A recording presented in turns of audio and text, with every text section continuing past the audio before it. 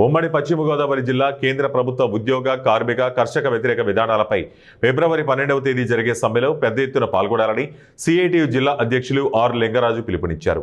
సమ్మెను జయప్రదం చేయాలని కోరుతూ సిఐటియు జిల్లా ప్రచార జాత ఏలూరులోని డిసిసిబి బ్యాంకు వద్ద నుండి మున్సిపల్ కార్యాలయం పాత బస్టాండ్ వరకు చేరుకుంది.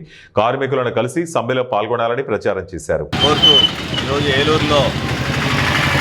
యాత్ర సిఐటియు ఆధ్వర్యంలో ప్రారంభమైంది.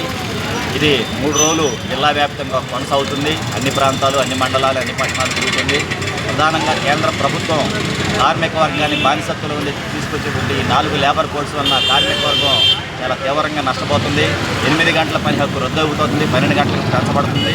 అలాగే సమ్మె హక్కు అనేది రద్దయ్యి ఒక్కరోజు సమ్మె చేస్తే 8 రోజులు జీతం కట్ చేసేటువంటి దుర్మార్గమైన పరిస్థితులు వస్తాయి. అలాగే కనీస వేతనాల చట్టం రద్దవుతుంది.